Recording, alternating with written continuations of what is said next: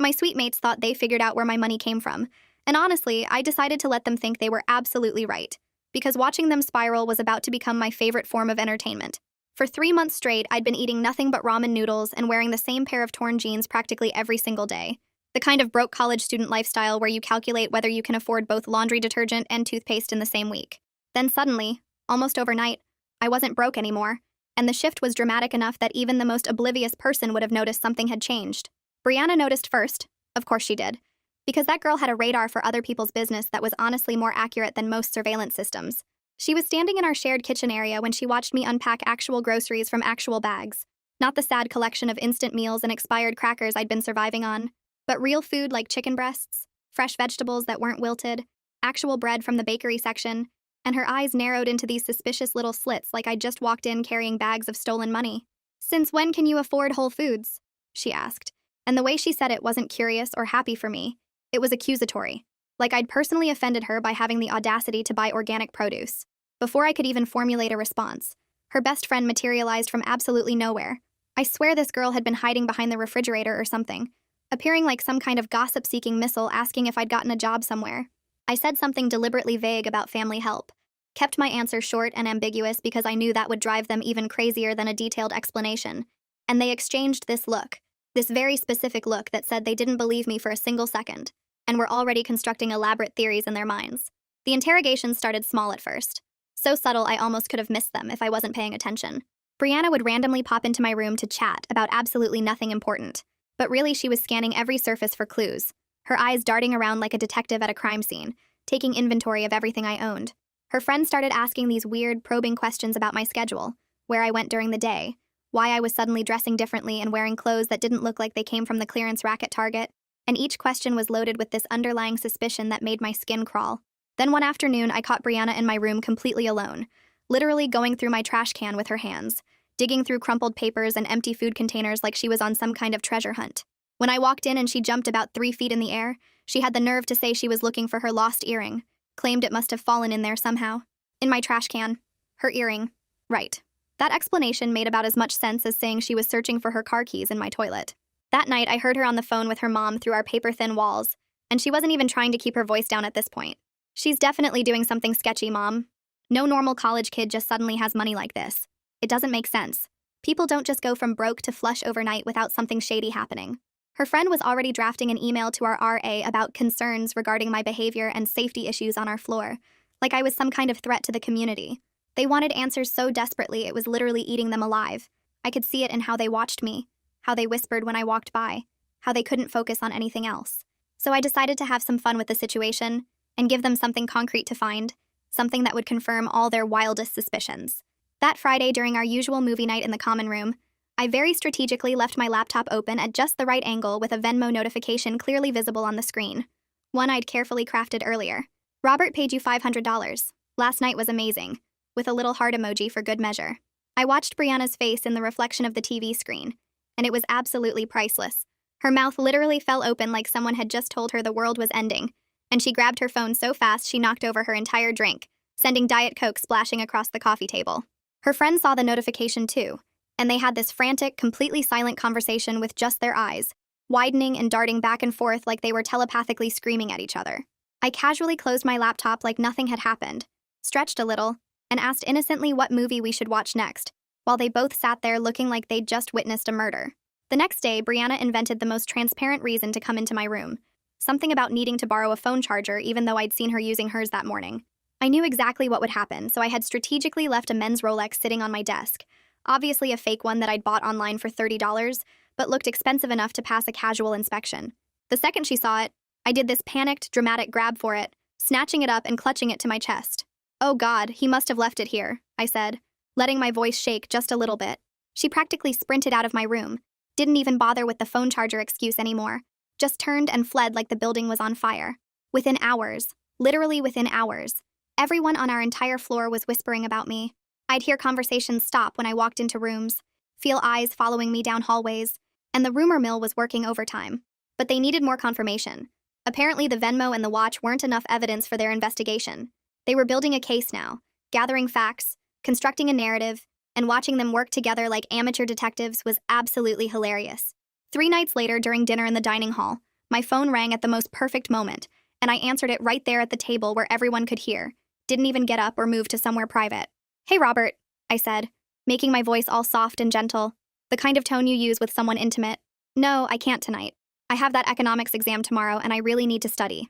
Saturday works, though. Does that work for you? Your place?"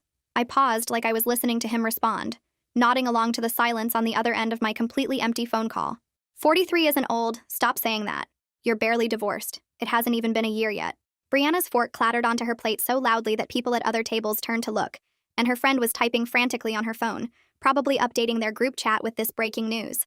By the time I hung up and set my phone down, they'd already spread the story to half the campus. I started getting looks from people I'd never even met before. But here's where they really showed themselves, where their true colors came out in the most spectacular way.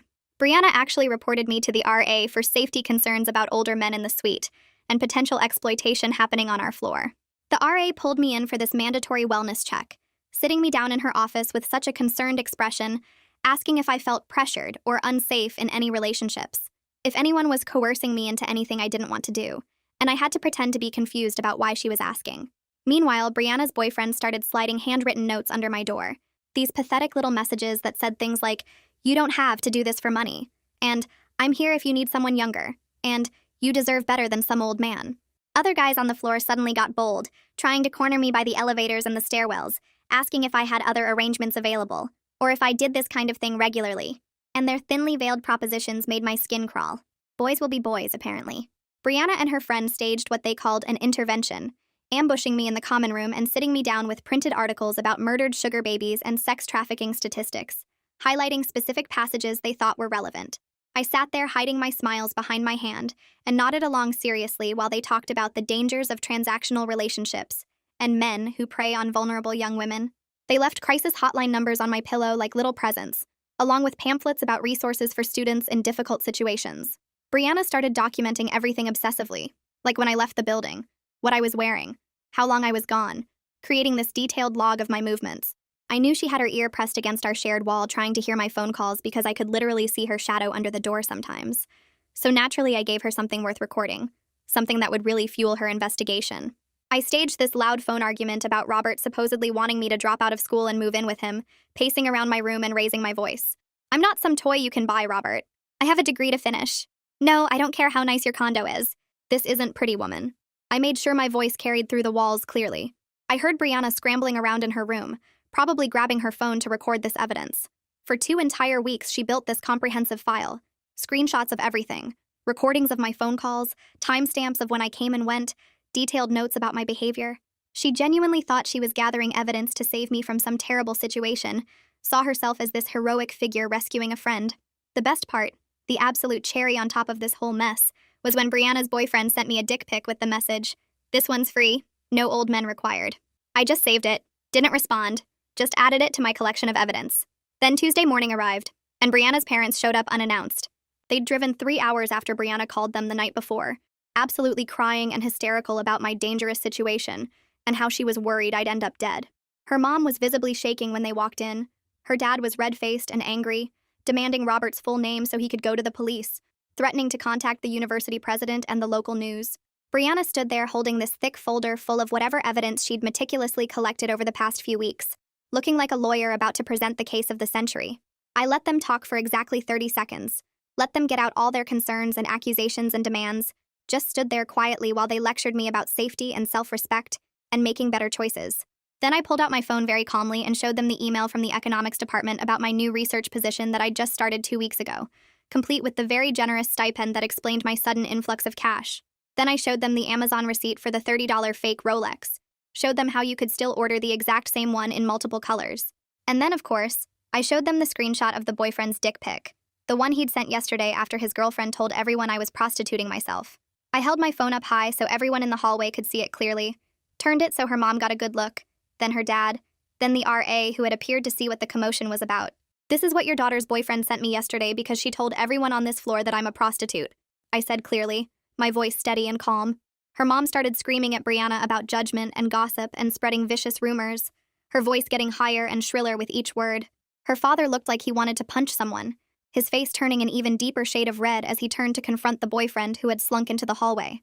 Brianna was crying, actual tears streaming down her face, saying that I tricked them all, that this was entrapment or something, that I'd manipulated the situation and made her look bad on purpose.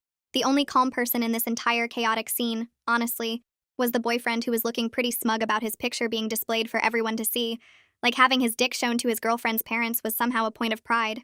Update. Brianna's mom was still yelling at her when Reed finally approached me and gently touched my elbow, guiding me away from the crowd that had gathered in the hallway to watch this complete disaster unfold. He looked absolutely wiped out, like someone who'd just finished running a marathon they didn't sign up for, and his usual cheerful RA demeanor had been replaced with this tired, serious expression that told me this situation had officially become his problem to deal with. We walked down the hall past several residents who were still standing in their doorways watching the drama, and Reed kept his hand on my elbow like he was worried I might bolt or something, steering me toward the stairwell at the end of the corridor. Once we got inside the stairwell where it was quieter and more private, he turned to face me and ran his hand through his hair in this stressed gesture I'd seen him do during finals week. He explained that he needed to file an incident report about everything that just happened, his voice low. An official sounding, and he specifically mentioned the dick pic and all the harassment allegations because apparently this whole mess had crossed way beyond normal roommate drama territory into something the university had to take seriously. I nodded along while he talked, still riding the adrenaline high from exposing Brianna in front of everyone. And honestly, part of me felt bad for Reed because he was just trying to be a decent RA, and now he was stuck dealing with fake sugar babies and unsolicited dick pics. He asked if I could come to his office right now to give an official statement while everything was fresh in my mind, and I agreed immediately because I wanted to get this documented before anyone tried to twist the story around. Reed's office was this tiny converted storage room on the first floor that barely fit a desk, 2 chairs, and a filing cabinet, and the walls were covered with campus resource posters and a whiteboard with RA duty schedules written in different colored markers. He pulled out some official-looking forms and a laptop, settled into his desk chair, and gestured for me to sit in the uncomfortable plastic chair across from him. For the next hour, I walked him through everything, starting with how I'd gotten the research position in the economics department, and decided to let Brianna think I was a sugar baby instead of just telling her the truth. Reed kept shaking his head while I explained the fake Venmo notification I'd created, how I'd left it open on my laptop during movie night specifically so she would see it, and his expression shifted between disbelief and reluctant amusement. When I got to the part about the $30 Amazon Rolex I'd strategically left on my desk, he actually laughed out loud, and had to apologize, saying this was hands down the weirdest situation he'd dealt with all year, and he'd once had to mediate a dispute about someone stealing Tupperware. I showed him screenshots of the fake Venmo on my phone, pulled up the Amazon order confirmation for the watch, and walked him through each deliberate breadcrumb I'd left for Brianna to find. He typed everything into his laptop with this focused concentration, occasionally asking clarifying questions about dates and times, and I could tell he was trying to be professional, even though parts of my story were clearly entertaining him. Then his expression got darker and more serious when I mentioned the boyfriend's notes under my door and the dick pic, and he stopped typing to look at me directly. Reed explained that the boyfriend sending that picture was a serious conduct violation regardless of the context, his voice firm and official, and he said the harassment from other guys on the floor who'd propositioned me needed to be reported too, because that behavior wasn't acceptable under any circumstances. I pulled up my phone and showed him 3 other messages I'd saved from different guys on our floor, screenshots of texts asking about my rates and availability and whether I did this regularly, and watching Reed's face as he read them was almost satisfying because his jaw literally clenched with anger. He asked me to forward all the messages to his university email right there, so he'd have them documented, and I did it immediately while sitting in his cramped office. Reed explained the conduct process to me, how there would be investigations and hearings, and he assured me that this kind of sexual harassment was taken seriously by the administration, even though sometimes it didn't feel that way. I left his office feeling weird, like the adrenaline was finally wearing off, and the reality of what I'd done was starting to sink in, but also relieved that someone official knew the whole story now. The next morning, I woke up to an email from someone named Diane Benton in Residential Life, sent at 7 in the morning, which seemed way too early for administrative emails, asking me to come to her office in the main housing building as soon as possible. The email was polite but firm, and she mentioned that Reed's incident report had made it to her desk, and the administration needed to understand exactly what had happened and why, which made my stomach drop a little because this was clearly bigger than I'd anticipated. I got dressed quickly, skipped breakfast, and walked across campus to the housing administrative building, a boring brick structure that looked like every other administrative building on campus. Diane's office was on the 2nd floor, and when I knocked on her open door, she looked up from her computer and waved me in with a tired smile. Her office was professional but comfortable, with actual cushioned chairs instead of plastic ones, and her desk was covered with organized stacks of papers, and a coffee mug that said, "I survived another semester." She gestured for me to sit down and close the door, which I did. And then she folded her hands on her desk and asked me to tell her the whole story from the beginning. I spent the next 40 minutes explaining everything again, and Diane didn't interrupt once, just listened with this neutral expression while I walked through the fake Venmo, the Amazon Rolex, the staged phone calls, Brianna's investigation, and finally the big reveal yesterday. When I finished explaining how I deliberately created the sugar baby narrative specifically to expose Brianna's judgmental behavior, an invasion of my privacy, Diane sat back in her chair and rubbed her temples like she was getting a massive headache from trying to process this situation. She was quiet for a long moment, just sitting there with her eyes closed and her fingers pressed against her forehead, and I started to worry that I was in serious trouble. Finally, she opened her eyes and looked at me, and she explained that while my prank was creative, it had created a hostile living environment that the university had to address now. Her tone wasn't angry exactly, more like impressed and frustrated at the same time, and she said we needed to figure out how to resolve this situation for everyone involved, because clearly I couldn't keep living on that floor. Diane made some phone calls right there while I sat in her office, talking to someone in housing assignments about emergency room changes, and within an hour she'd arranged for me to move to a different floor in a different wing of the building. I went back to my room to pack my stuff while Brianna was conveniently absent, probably hiding in her friend's room or something, and I threw everything into boxes and suitcases as fast as I could. 2 housing maintenance guys showed up with a cart to help me move, and we transferred all my belongings to my new room on the 4th floor in under an hour. My new suite mates were 2 quiet pre-med students who were studying when I arrived, and they helped me carry boxes in and introduce themselves briefly before going back to their textbooks. The relief I felt walking into that new space was immediate and physical, like I could finally breathe properly again, and I unpacked my Whole Foods groceries into the shared fridge without anyone interrogating me about where the money came from. That afternoon, I got an email from Evelyn Ramsey in the campus conduct office, asking if I wanted to file formal complaints against the boyfriend and the other guys who'd propositioned me. Her email explained that their behavior constituted sexual harassment, regardless of whether I was actually a sex worker, and the university took this kind of conduct seriously, and had processes in place to address it. I stared at my laptop screen for a while, reading and rereading her email, thinking about those disgusting messages and the way those guys had felt entitled to proposition me just because they thought I was selling sex. I decided to file the complaints because those messages were genuinely disgusting, and they deserved real consequences for treating anyone that way. I replied to Evelyn saying I wanted to move forward with formal complaints, and she responded within an hour with a meeting time for the next day. The meeting with Evelyn was in the conduct office, another administrative building across campus, and she walked me through the entire process step by step. She explained how conduct hearings worked, assured me they were confidential, and emphasized that this mattered because I didn't want this turning into more campus gossip after everything that had already happened. I signed forms, provided statements, forwarded all the screenshots and messages, and Evelyn thanked me for coming forward because apparently these kinds of complaints helped establish patterns of behavior. 2 days later, my phone buzzed with a text from Brianna, and when I opened it, I found this long, rambling message about how she was just worried about my safety and never meant for things to get so out of hand. I read the whole thing while sitting in my new room, and I actually laughed out loud when I got to the part where she claimed that going through my trash was a reasonable concern given the circumstances. She said she hoped we could talk about everything and maybe work things out because we'd been friends before all this happened, which was honestly delusional because we'd never been friends, just people who lived near each other. I read her message twice, considered responding with something cutting, and then decided she didn't deserve any of my energy, and closed the text without replying. 3 days later, Reed caught me coming out of the stairwell and pulled me aside with this look on his face that was equal parts tired and satisfied. He told me the boyfriend's conduct hearing had happened that morning, and apparently the guy tried to claim the dick pic was just a joke between friends, which went over about as well as you'd expect with the conduct board. They weren't buying it for a second, Reed said, especially since I'd never responded to the message and we definitely weren't friends by any definition of the word. The hearing took less than an hour because the evidence was pretty clear. Just my screenshot with the timestamp and the message, and the boyfriend couldn't really explain away why he thought sending that to someone he barely knew was appropriate under any circumstances. Reed looked genuinely pleased when he told me the outcome, like he'd been personally invested in seeing consequences happen, and I felt this wave of validation knowing that the system actually worked for once instead of just protecting guys who do creepy stuff. My actual job in the economics department turned out to be way more interesting than I expected. Nothing like the boring data entry I'd imagined when I first applied. Jillian had me analyzing consumer behavior patterns from this massive data set about online shopping habits, looking for trends in how people made purchasing decisions based on product presentation and pricing structures.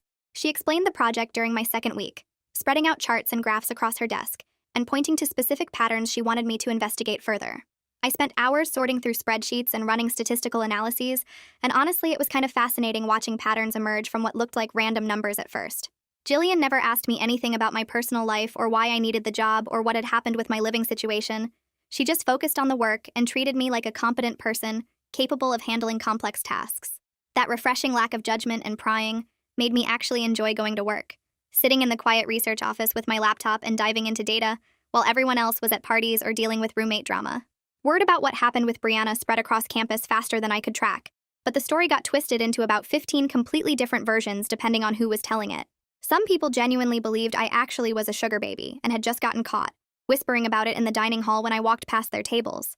Others heard I'd catfished someone online and the whole thing was some kind of elaborate scam that backfired. A few people, mostly in my economics classes, seemed to think I was this evil genius who deliberately destroyed an innocent girl's reputation for fun, like I'd orchestrated the whole thing just to be cruel. I'd overhear fragments of conversations in the library or walking across campus, people saying my name and then lowering their voices when they noticed me nearby. One girl in my statistics class asked me directly if the rumors were true about the older man, and when I said there was no Robert, she looked almost disappointed, like she'd been hoping for a more dramatic story. The different versions of events floating around campus were wild, each one more exaggerated than the last, and I stopped trying to correct people because honestly, it didn't matter what they believed. 2 weeks after everything exploded, I ran into Brianna's friend at the dining hall during lunch rush. She was standing in line for the salad bar, and I walked in through the main entrance, and the second she saw me, her whole body went rigid. She literally turned around mid-reach for a plate and walked in the opposite direction, not even trying to be subtle about avoiding me, just pivoting and heading straight for the exit like I was radioactive. Part of me wanted to feel bad about how everything had played out, watching her flee like I was some kind of monster. But then I remembered finding her and Brianna going through my trash together, remembered them staging that intervention with printed articles about dead sugar babies, remembered every invasive question and judgmental look. The guilt that had started forming in my chest evaporated pretty much instantly, replaced by this cold satisfaction that they were the ones uncomfortable now. They were the ones avoiding spaces because they might run into me. I got my lunch and sat down at my usual table, and if people were staring or whispering, I didn't really care anymore, because at least they weren't going through my garbage or tracking my movements like I was under surveillance. Reed found me again about a month after the initial incident to give me an update on the boyfriend's consequences. The guy had gotten a formal conduct violation added to his permanent university record, which would show up if any future employers or graduate schools requested his disciplinary history. He also had to complete this mandatory education program about sexual harassment that met twice a week for 8 weeks, basically sitting in a classroom learning about consent and appropriate behavior like he was in middle school. Reed handed me a sealed envelope containing the required apology letter the boyfriend had written, but he made sure to tell me I wasn't obligated to read it if I didn't want to, that the letter was more about making the boyfriend reflect on his actions than about me having to accept anything. I took the envelope and shoved it in my backpack without opening it, didn't even look at it again for weeks. The best part, according to Reed, was that the boyfriend's fraternity had kicked him out when they found out what happened, apparently worried about their chapter's reputation and not wanting to be associated with a sexual harassment case. Reed said the guy had been pretty devastated about losing his fraternity membership, which felt like natural consequences to me, the kind of social penalty that happens when you do disgusting things. 3 other guys from my old floor ended up getting similar violations after my complaints worked their way through the conduct system. Evelyn contacted me to explain the outcomes, telling me that each guy had to go through the same mandatory education program and got formal violations on their records. She mentioned that my case had opened up this bigger conversation among the residential life staff about how male students treat women they perceive as sex workers. Apparently, there'd been other incidents that never got reported because victims didn't think anyone would take them seriously. Evelyn said my willingness to file formal complaints had helped establish a pattern of behavior that the university couldn't ignore anymore, that the administration was now looking at implementing better training for students about respecting all women regardless of their perceived sexual choices or work. She thanked me for coming forward, said it mattered more than I probably realized, and I felt weird about being thanked for something that had started as a petty prank but ended up exposing real problems. The fact that 3 other guys had felt entitled to proposition me, just because they thought I was selling sex, said something pretty dark about how men on campus viewed women, and apparently my situation had forced the university to actually address it. Life with my new suitemates was completely different from living with Brianna, like moving from a surveillance state to an actual normal college experience. We had movie nights where nobody interrogated anyone about their finances or job schedules or who they were seeing, just picked a film and watched it while eating popcorn and making jokes about the plot. My suitemates were both pre-med students who spent most of their time studying, and they seemed to operate on this principle of minding their own business unless someone specifically asked for help or company. Nobody went through my stuff. Nobody pressed their ear against walls trying to hear my phone calls. Nobody documented my movements or spread rumors about my life. I could leave my laptop open without worrying. Someone would screenshot my notifications, could buy nice groceries without getting interrogated about where the money came from, could just exist without constant judgment. This was honestly the most relaxed I'd felt all semester. finally understanding what college was supposed to be like when you weren't living with someone who treated your life like a criminal investigation. We'd sit in the common area doing homework together, and if someone needed to talk about their day, they would. But there was no pressure to share everything or explain yourself constantly. Through the campus gossip network, I heard that Brianna's parents had made her start seeing the campus counselor after everything came out. Apparently, her mom was absolutely furious about the invasion of privacy stuff, about Brianna going through my trash and recording my phone calls and documenting my schedule like some kind of stalker. The gossip said her mom had driven back to campus specifically to march Brianna down to the counseling center and set up weekly appointments, determined that her daughter was going to learn about boundaries and appropriate concern versus invasive judgment. Even better, I heard that Brianna's mom had made her apologize to the entire floor during a mandatory hall meeting, standing up in front of everyone and admitting what she'd done and saying sorry for spreading rumors and invading my privacy. I wasn't there for it since I'd already moved to a different floor, but Reed told me about it later and said it was pretty humiliating. Brianna crying while she read from a prepared statement her mom had probably written. Part of me wished I'd been there to see it, but mostly I was just glad to be completely removed from that situation and not having to deal with Brianna's drama anymore. Jillian called me into her office 6 weeks into the semester and offered me additional hours at the research position because I was actually good at the data analysis work.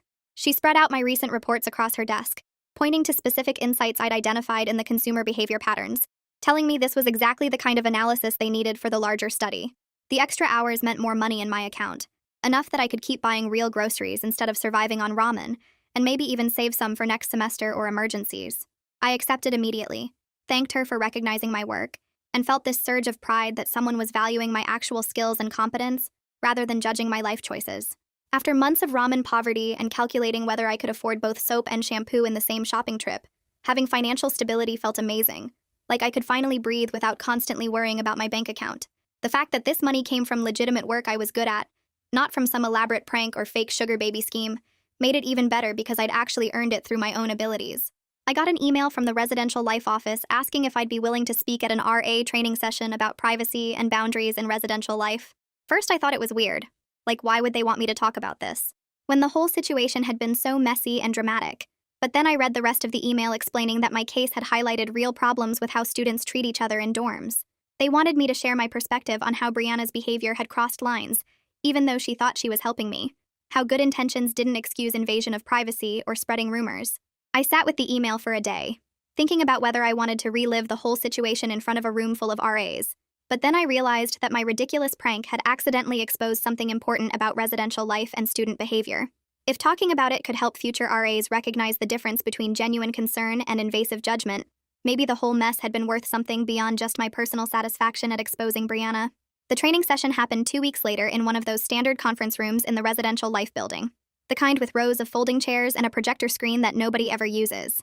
About 20 new RA candidates sat with notebooks open and pens ready, looking eager and slightly nervous like they were about to learn the secrets of successful dorm management. I stood at the front next to the current Residential Life coordinator, feeling weird about being asked to speak, but also kind of validated that my ridiculous situation had turned into an actual teaching moment. I walked them through specific examples of what Brianna had done, how she went through my trash claiming to look for an earring, how I could see her shadow under the door, when she pressed her ear against the wall, how she documented my movements and created this detailed log of when I left and returned. The new RAs scribbled notes frantically while I explained the difference between genuine concern and invasive judgment, how Brianna had convinced herself she was helping me when really she was just feeding her own need to know everything about my life.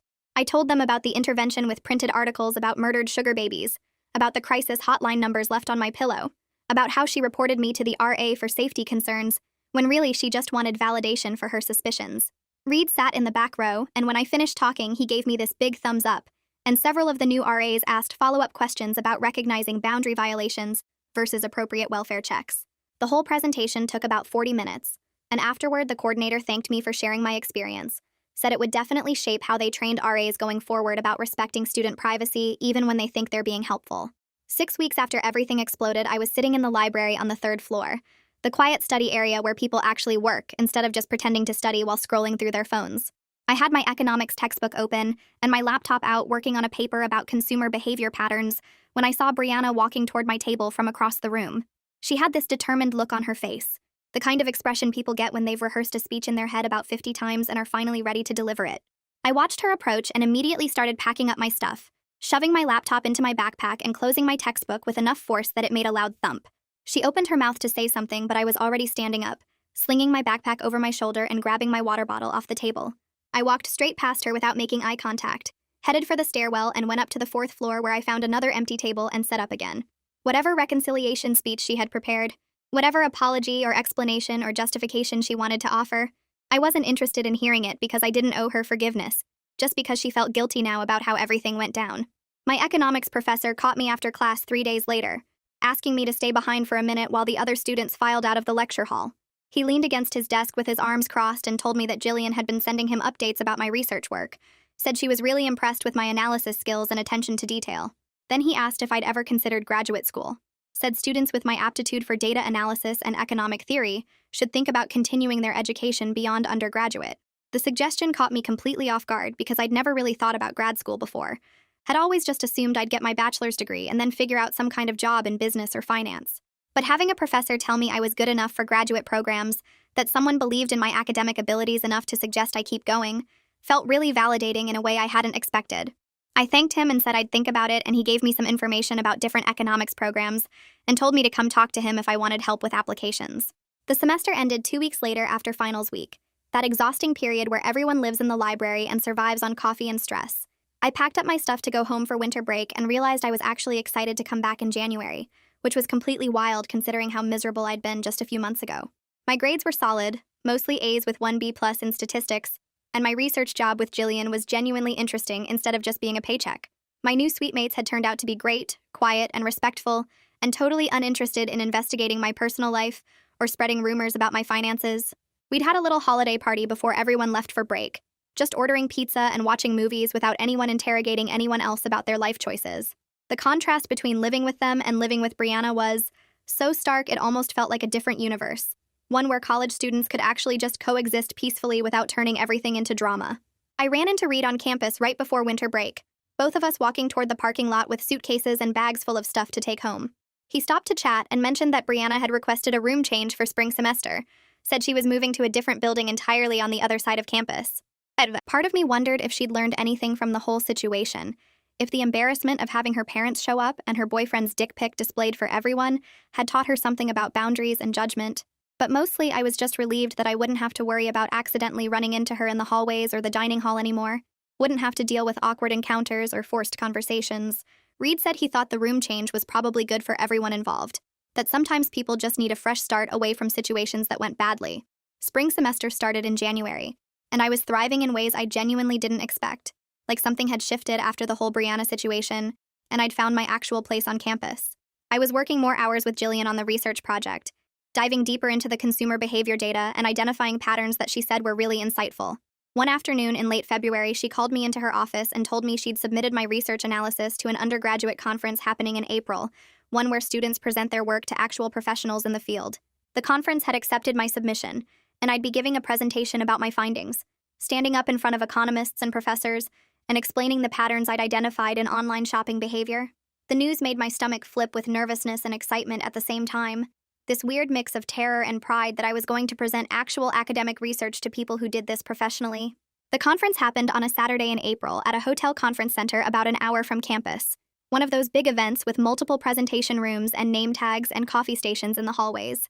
I wore actual professional clothes instead of my usual jeans and hoodie, stood in front of a room of about 30 people and presented my research findings using slides Jillian had helped me prepare. My hands shook a little at first, but once I got into explaining the data patterns, I relaxed and just focused on walking them through my analysis. Other undergraduate students were presenting similar research projects, and during the lunch break I met several of them, realized I was actually pretty good at this academic stuff, and could hold my own in conversations about methodology and statistical significance. After my presentation, a professor from another university approached me, an older woman with gray hair and kind eyes who handed me her business card and told me to apply to their graduate program. She said my analysis showed exactly the kind of critical thinking they looked for in candidates, and she'd be happy to answer questions about their economics department. I scheduled a meeting with my academic advisor the following week, sitting in her small office surrounded by filing cabinets and motivational posters about achieving your dreams. She pulled up my transcript on her computer, and we talked through different graduate school options, what programs might be good fits, what the application process looked like.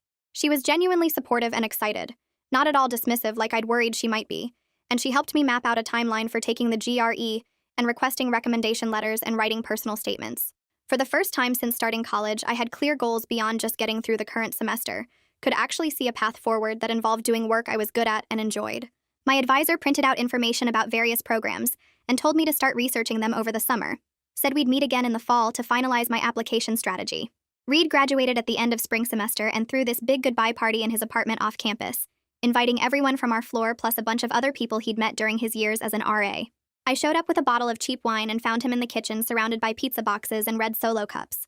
We ended up talking for almost an hour about the whole Brianna situation, laughing about the fake Rolex and the Venmo notification, and how her parents had driven 3 hours to stage an intervention. He told me that dealing with my case was honestly the most educational drama he'd encountered during his entire time as an RA. Said most conflicts were just noise complaints or roommates arguing about cleaning schedules. He seemed genuinely impressed by how I'd turned everything around, going from the girl everyone thought was a sugar baby to someone presenting research at conferences and applying to graduate programs. Before I left the party, he made me promise to keep in touch and let him know where I ended up for grad school. Said he wanted to hear how everything worked out. My research work with Jillian continued through the end of the semester, and in early May, she called me into her office with this huge smile on her face. She told me that we were going to be co-authors on a paper she was submitting to an academic journal, that my analysis had been substantial enough to warrant authorship credit, rather than just acknowledgement. She explained that undergraduate co-authors were actually pretty rare, that most research assistants just did basic data entry and didn't contribute enough for authorship. Having my name on a published paper would strengthen my graduate school application significantly, she said, showing admissions committees that I could do real academic work at a professional level. I sat in her office feeling this surge of pride that was completely different from the satisfaction I'd felt exposing Brianna. This was accomplishment based on actual skills and hard work, rather than just being clever about revenge. Jillian printed out a draft of the paper with both our names at the top, and I stared at it for a long time, seeing my name in that academic format, and realizing I'd actually built something real out of the mess that had started with fake Venmo notifications and Amazon watches. The last week before summer break, I was walking through the main campus quad on my way to turn in some final paperwork at the registrar's office, when I spotted Brianna sitting at one of those outdoor tables near the fountain. She was laughing with a group of 3 girls I'd never seen before, actually laughing in this genuine way that looked completely different from the fake, cheerful mask she used to wear around our floor. Her whole body language was relaxed and open, not the tense, judgmental posture I remembered from living with her, and she was gesturing with her hands while telling some story that had her new friends smiling.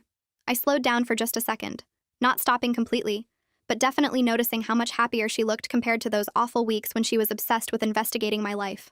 She glanced up right then, and our eyes met for maybe 2 seconds. This brief moment where we both acknowledged each other's existence without any of the drama or anger from before. She gave me this small nod, barely noticeable really, and I couldn't tell if it was supposed to be an apology or just recognition that we'd both moved on from that mess. I nodded back in the same quick way and kept walking toward the administration building without breaking my stride or looking back to see if she was still watching me.